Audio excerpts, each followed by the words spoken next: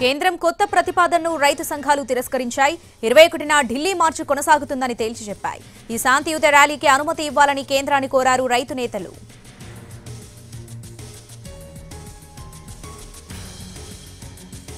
రైతు సంఘాలతో కేంద్రం ఇప్పటిదాకా 4 దఫాలు చర్చలు జరిపింది. కేంద్ర మంత్రులు వారి ముందు కీలక ప్రతిపాదనలుంచారు.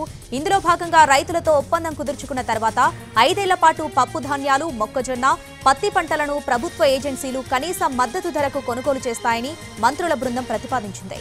ప్రభుత్వ ప్రతిపాదనలపై అన్ని రైతు సంఘాలతో చర్చించి నిపుణుల అభిప్రాయాలు తీసుకుని ఒక నిర్ణయానికి వస్తామని రైతు సంఘాల ప్రతినిధులు తెలిపారు. తాజాగా కేంద్ర ప్రభుత్వం ప్రతిపాదనను తిరస్కరిస్తున్నట్లు వారు ప్రకటించారు.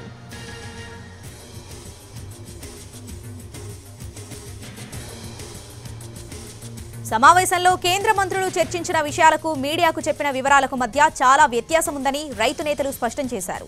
అన్ని పంటలను కొనుగోలు చేస్తామని చెప్పారన్నారు. పప్పు దినుసులపై ఎంఎస్పీ కోసం 1.5 లక్షల కోట్లు ఖర్చు చేస్తున్నట్లు మంత్రులు తమతో చెప్పారన్నారు. కానీ 1.75 లక్షల కోట్ల వరకు ఖర్చు చేయొచ్చని నిపుణులు చెబుతున్నారు. దీంతో కేంద్రం ప్రతిపాదనను మేం తిరస్కరిస్తున్నామని రైతు నేత జగ్జిత్ సింగ్ దల్వాల్ తెలిపారు.